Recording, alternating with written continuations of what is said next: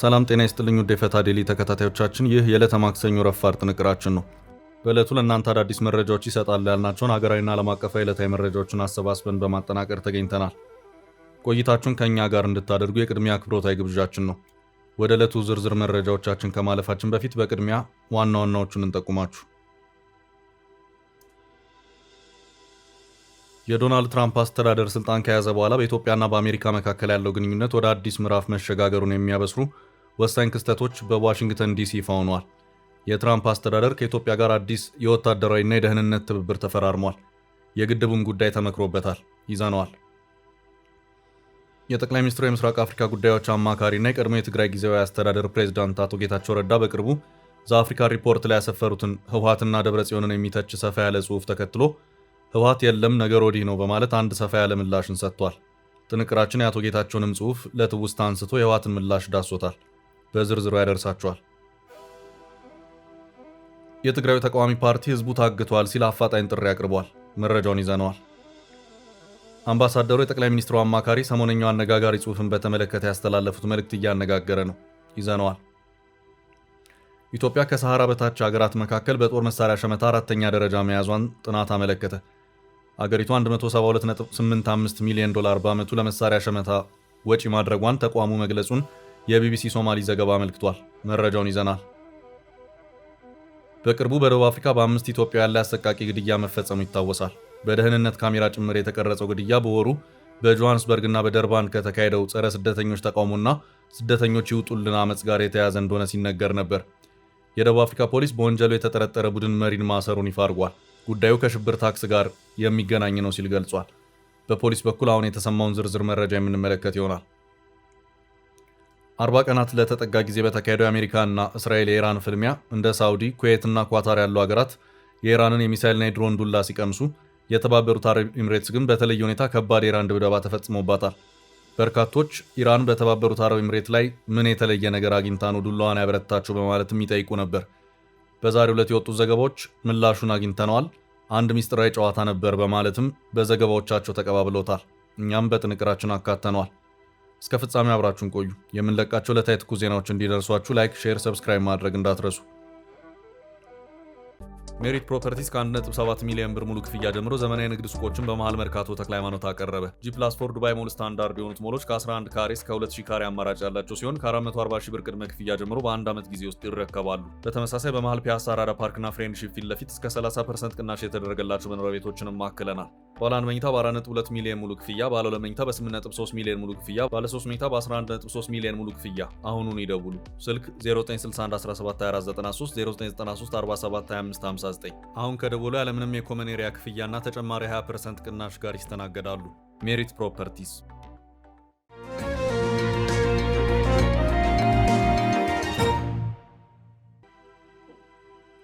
የህወሓት ጥብቅ ምላሽ። ህወሓት በጌታቸው ጉዳይ።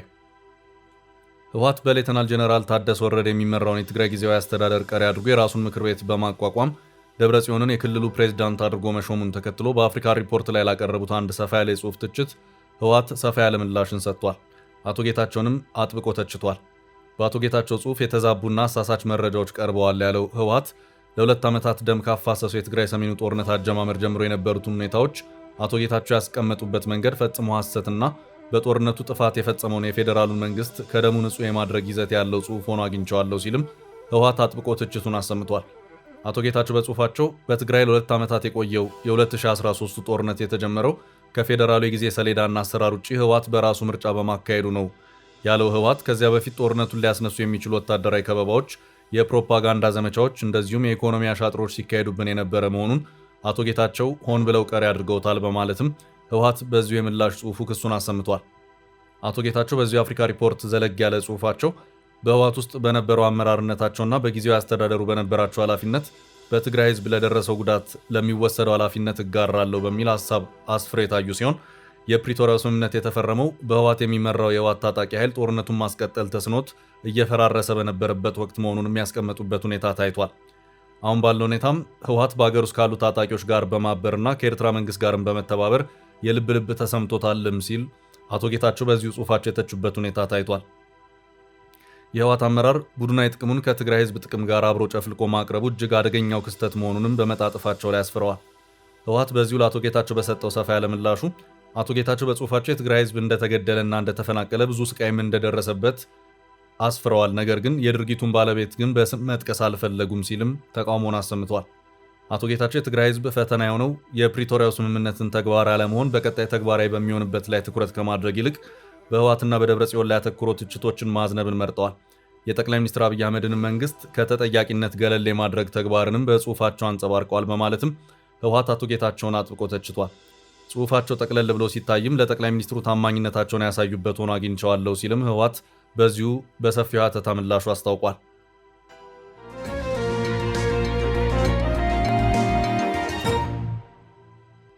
በቀጣይ ርዕስ ትራምፕ ከኢትዮጵያ ጎን ቆሙ። የዋሽንግተኑ ወሳኝ ስምምነት። በዋሽንግተን ዲሲ በዝግ በር የተካሄደውና የቀጠናውን የኃይል ሚዛን ይቀይራል የተባለው የኢትዮጵያና የአሜሪካ ምክር ተጠናቋል። በአሜሪካና በኢትዮጵያ መካከል የተፈረመው አዲሱ የመዋቅር ስምምነት በዲፕሎማሲያው ዓለም መነጋገሪያ ሆኗል። የግድቡ ጉዳይም ተመክሮበታል። በአሜሪካ የዶናልድ ትራምፕ አስተዳደር ስልጣን ከያዘ በኋላ በኢትዮጵያና በዩናይትድ ስቴትስ መካከል ያለው ግንኙነት ወደ አዲስ ምዕራፍ መሸጋገሩን የሚያበስሩ ወሳኝ ክስተቶች በዋሽንግተን ዲሲ ተስተውለዋል። የኢትዮጵያው የውጭ ጉዳይ ሚኒስትር ጌዲዮን ጢሞቴዎስ እና የዩናይትድ ስቴትስ የፖለቲካ ጉዳዮች ረዳት ሚኒስትር አሊሰን ሁከር በሁለቱ ሀገራት መካከል ያለውን ግንኙነት በጽኑ መሰረት ላይ ለማቆም የሚያስችል የሁለትዮሽ መዋቅራዊ ውይይት ማዕቀፍ ተፈራርመዋል።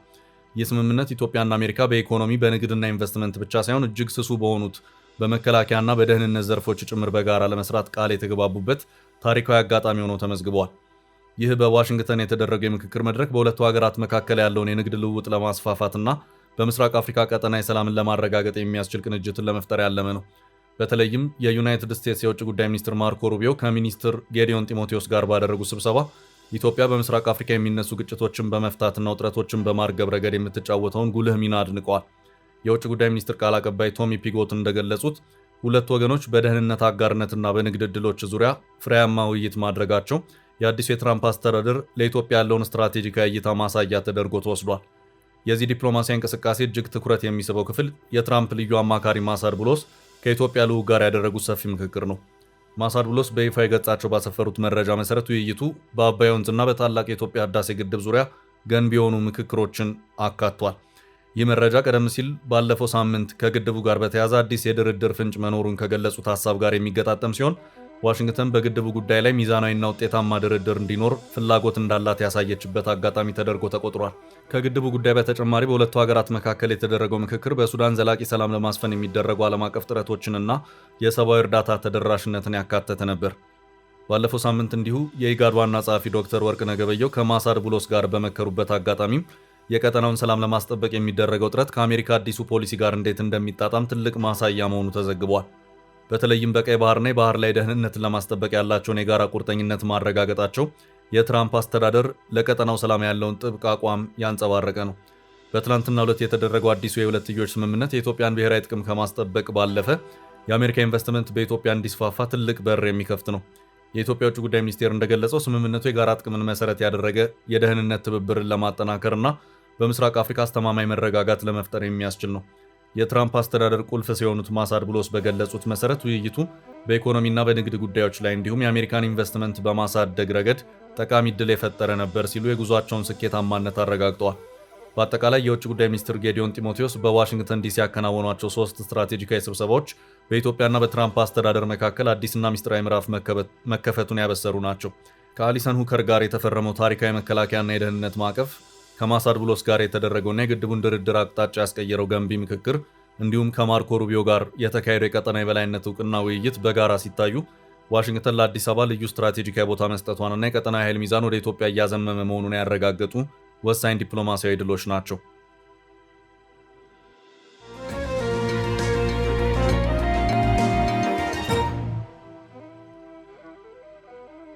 በቀጣይ መረጃ በደቡብ አፍሪካ ከኢትዮጵያን ግድያ ጀርባ ስላለው ቡድን የተሰማ አዲስ መረጃ። በቅርቡ በደቡብ አፍሪካ በ5 ኢትዮጵያውያን ላይ አሰቃቂ ግድያ መፈጸሙ ይታወሳል። በደህንነት ካሜራ ጭምር የተቀረጸው ግድያ በወሩ በጆሃንስበርግና በደርባን ከተካሄደው ጸረ ስደተኞች ተቃውሞና ስደተኞች ይውጡልን አመፅ ጋር የተያያዘ እንደሆነ ሲነገር ነበር። የዙሉ ባህላዊ የጦር መሳሪያን ምልክታቸው ያደረጉ አካላት በሌሎች አፍሪካውያን ስደተኞች ላይም ጉዳት ማድረሳቸው ይታወቃል። የደቡብ አፍሪካ የጸጥታ ኃይሎች ግን በአሰቃቂ ሁኔታ የተገደሉት የአምስቱ ኢትዮጵያውያን ጉዳይ ከስደተኞች ተቃውሞ ጋር እንደማይገናኝ ይልቁንም ከተደራጁ ወንጀለኛ ቡድኖች ህገወጥ ታክስ የመሰብሰብ ወንጀል ጋር የተያዘ ስለመሆኑ አሁን ላይ በመግለጽ ላይ ይገኛሉ። ፖሊስ ወንጀሉን የታክስ ሽብር ወይም ታክስ ቴሮሪዝም ሲል የጠራው ሲሆን በተለይ በጆሃንስበርግ የተፈጸመው አሰቃቂ ግድያ ለኢትዮጵያንና ለቢዝነስ ማህበረሰቡ የተሰጠ ማስጠንቀቂያ መሆኑን ገልጿል። የቢዝነስ ማህበረሰቡ ክፍያ እንዲፈጽም ለማስገደድ የተደረገ ግድያ ነው ያለው ፖሊስ ከዚህ የተደራጀ ወንጀል ቡድን ጋር በተያያዘ የኢስላሚክ ስቴት አይኤስአይኤስ የሽብር ቡድን እጅ እንዳለበት መግለጹን የኒውስ 24 ዘገባ አመልክቷል። መረጃውን ዘስታር እና ኤፒኤ ኒውስ የተሰኙ የዜና ምንጮችም ዘግበውታል። ፖሊስ በታክስ ሽብር ግድያው እጅ አለበት ያለውንና በደቡብ አፍሪካ ከኢስላሚክ ስቴት አይኤስአይኤስ ጋር ግንኙነት አለው ያለውን መሪ ማሰሩን በሳምንቱ ይፋ አድርጓል። ግለሰቡ አቡበከር አሊ የሚባል ሲሆን በቅድሚያ ህገወጥ መሳሪያ በመያዝ ተጠርጥሮ የታሰረ ቢሆንም በኋላ ላይ በአምስቱ ኢትዮጵያውያን የንግድ ሱቅ ባለቤቶች ግድያ ጋር በተያያዘ እጁ እንዳለበት ፖሊስ ማረጋገጡን ኒውስ 24 ዘግቧል። በጆሃንስበርግ የተፈጸሙት ሁሉም ግድያዎች በተቀራረበ ጊዜ ውስጥ የሆኑ ሲሆን ሁሉም በከተማ ማዕከላዊ ቢዝነስ ወረዳ ውስጥ የተፈጸሙ ናቸው። ዕድሜያቸው ከ30 እስከ 45 የሚሆኑ 3 ኢትዮጵያውያን በማክዶናልድ የፈጣን ምግብ መሸጫ ውስጥ ቁርስ በመብላት ላይ እንዳሉ ግድያ የተፈጸመባቸው ሲሆን ገዳዩ ምንም እንዳልተፈጠረ ድርጊቱን ፈጽሞ በተረጋጋ መንፈስ መሄዱ የተደራጀ የሽብር ቡድን አባል መሆኑን ያመለክታል ተብሏል። እንዲሁም ከሁለት ቀናት በፊት በዚያው በጆሃንስበርግ በሚገኝ ምግብ ቤት ውስጥ በማህበረሰቡ ዘንድ የሚታወቅ አንድ ኢትዮጵያዊ በሽጉጥ የተገደለ ሲሆን ፖሊስ የታክስ ሽብር ማስፈራሪያ ግድያው ከዚህ ግለሰብ የተጀመረ መሆኑን እንደሚያምን ኒውስ 24 አክሏል። አምስተኛው ኢትዮጵያዊ በገበያ አቅራቢያ መንገድ ላይ መገደሉን መረጃው ያሳያል። ይህኛው ግድያ ምስሉ በማህበራዊ ሚዲያ ላይ በብዛት የታየ ነበር። የኢትዮጵያ ንግድ ማህበረሰብ አባላት ለሽብር ቡድኑ ህገወጥ ታክስ እንዲከፍሉ ለማስገደድ በተደራጀ ቡድን የተፈጸመ አሰቃቂ ወንጀል ስለመሆኑ ፖሊስ ደምድሟል። የኢስላሚክ ስቴት አይኤስአይኤስ ቡድን በደቡብ አፍሪካ እንደሚንቀሳቀስ የሚታወቅ ሲሆን የአሜሪካ ፌዴራል መንግስት ግምጃ ቤት በደቡብ አፍሪካ በሚገኙ የቡድኑ ተጠርጣሪ አመራሮች ላይ በቅርቡ ማዕቀብ መጣሉ ይነገራል። ቡድኑ ለሽብር እንቅስቃሴው በጆሃንስበርግና በደርባን ያሉ የንግድ ማህበረሰቦችን ታክስ በማድረግ ራሱን በፋይናንስ እንደሚደግፍ ዘገባው አመልክቷል።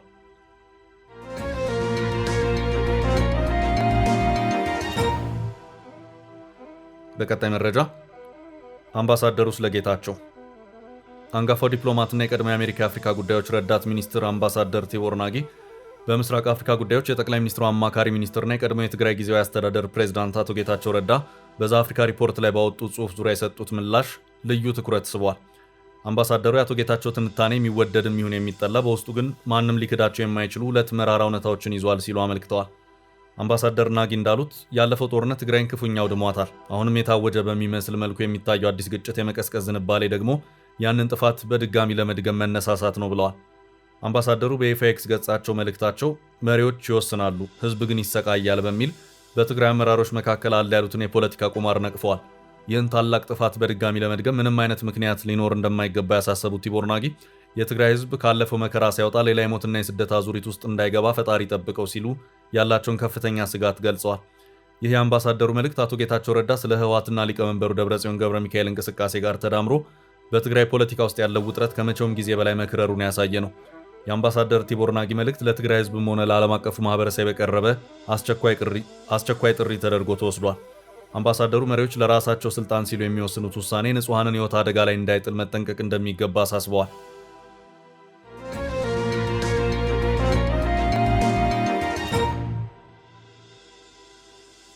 በሌላ መረጃ ህወሓት ህዝቡን አግቷል። ፓርቲው ሳልሳይ ወያነ አዲስ ባወጣው መግለጫ የህወሓት ቡድን ህዝቡን ታጋች አድርጎ ይዟል ሲል ከባድ ክስ ሰንዝሯል። ይህ ኃይል ህጋዊ፣ ፖለቲካዊና ሞራላዊ መሰረቶችን በመጣስ በህዝቡ ትከሻ ላይ ተቀምጧል ያለው መግለጫው ድርጊቱ በትግራይ ፖለቲካ ኃይሎችና በዓለም አቀፉ ማህበረሰብ ዘንድ ተቀባይነት የሌለው ቢሆንም በጉልበት ስልጣኑን ለማስቀጠል እየተንቀሳቀሰ መሆኑን በጥብቅ አስታውቋል። ሳልሳይ ወያነ ትግራይ ባወጣው በዚሁ መግለጫው ህልውና የለውም ባለው የህወሓት ምክር ቤት አማካኝነት የተላለፉ ውሳኔዎችና የተደረገው የፕሬዝዳንት ምርጫ የህገ ወጥነት ጥቁር ነጥብ መሆኑን ገልጿል። ይህ በጉልበት ስልጣን የጨበጠው ኃይል በቀጣይ በትግራይ ውስጥ የቀሩትን ጥቂት የተቃውሞ ድምጾች ሙሉ በሙሉ ለማጥፋት ታላቅ አፈና ለማካሄድ መዘጋጀቱን ፓርቲው አሳስቧል። ሳልሳይ ወያነ በዚሁ መግለጫ የትግራይ ፖለቲካ ምህዳር ሙሉ በሙሉ እንዲዘጋ መወሰኑን ለደጋፊዎቹና ለህዝቡ ይፋ አድርጓል። ሳልሳይ ወያነ የትግራይ ህዝብ ወደፊት ዕጣ ፈንታ ሊወሰን የሚችለው ብሔራዊ ህልውናውን በሚያረጋግጡ የትግራይ ተወላጆችና ብሔራዊ ኃይሎች መሆኑን አጽንኦት ሰጥቷል። በትግራይ ላይ የተደቀነውን የጥፋት አደጋ ለመቀልበስ ሁሉም ብሔራዊ ኃይሎች በጋራ እንዲቆሙና ኃላፊነት እንዲወስዱ ጥሪ አቅርበዋል። የህወሓት ሊቀመንበር ደብረጽዮን ገብረ ሚካኤል በፕሬዝደንትነት መሾም በትግራይ ፖለቲካ ውስጥ ትልቅ የመከፋፈል ስንጥቅ የፈጠረ ሲሆን ሳልሳይ ወያነ ይህን ሹመት ህገወጥና በጉልበት የተጫነ ሲል ገልጾታል። ይህ ሹመት በቀጣይ በትግራይ ምድር የሚኖረውን የዲሞክራሲ ተስፋ ጨልሞ የተቃውሞ ድምጾች ሙሉ በሙሉ የሚታፈኑበት አዲስ ምዕራፍ ሊሆን እንደሚችል ፓርቲው ስጋቱን ገልጿል።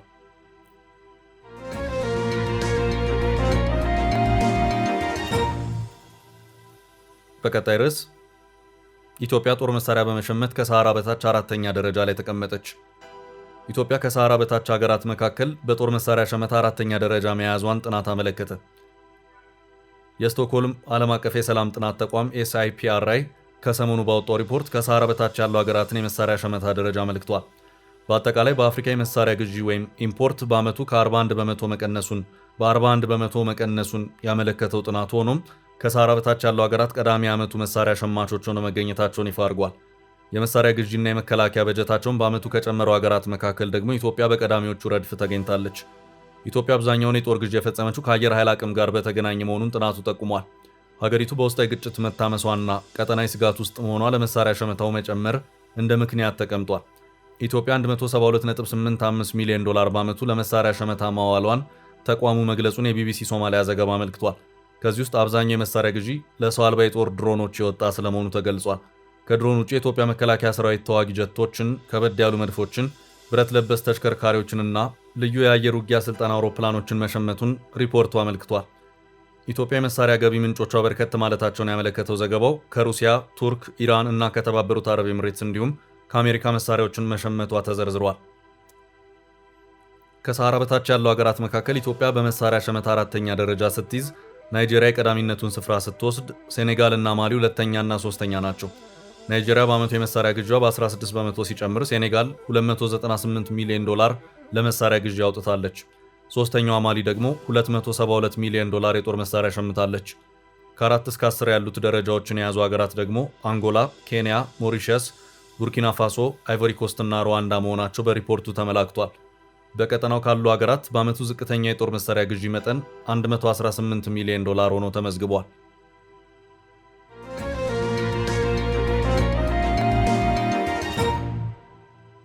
በቀጣይ መረጃ በተባበሩት አረብ ኤምሬት ጉዳይ ያወጣው ሚስጥር።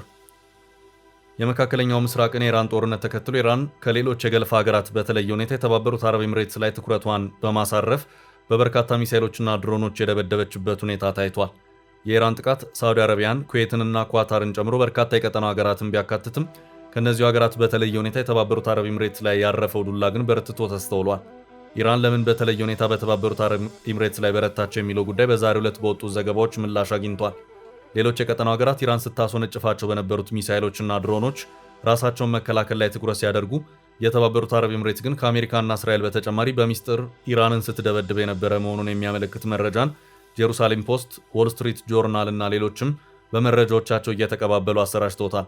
የተባበሩት አረብ ኤምሬትስ በሚስጥር በዚሁ ጥቃት በመሰማራትም ኢላማዎች አንዱ ኢላማ ካደረገችው የኢራን የኢኮኖሚ አውታሮች መካከልም ላቫን በተባለው ደሴት ላይ የሚገኝ የነዳጅ ማጣሪያ ፋብሪካ መሆኑንም ዘገባዎቹ አመላክተዋል። ዎል ስትሪት ጆርናል በዘገባው የነዳጅ ማጣሪያው ጥቃት የተፈጸመው በሚያዝያ ወር መጀመሪያ አካባቢ ፕሬዚዳንት ዶናልድ ትራምፕ ከኢራን ጋር የተኩስ አቁም ስምምነት ሊያሳውቁ በነበረበት ወቅት በማመልከትም ይህም ከፍተኛ እሳት አስከትሎ ማጣሪያውን ከአገልግሎት ውጭ እንዳደረገውም አመላክቷል። እናም ኢራን ከሌሎች የገልፍ ሀገራት በተለየ ሁኔታ የተባበሩት አረብ ኤምሬትስ ላይ አነጣጥራ ጥቃት የመፈጸመው ጉዳይ ግልጽ ሆኗል የሚሉ መረጃዎች በመውጣት ላይ ናቸው። ውድ ቤተሰቦቻችን ለዛሬ ያዝንላችሁን ርዕሰ ጉዳዮች እዚህ ላይ ቋጨን። ላይክ፣ ሼር እና ኮሜንት በማድረግ ለቻናላችን ድጋፋችሁን መግለጽ እንዳትዘነጉ እያልን ከሌሎች መረጃዎች ጋር ደግመን እስክንገናኝ ቸር ያሰማን ስንል ተሰናበትን።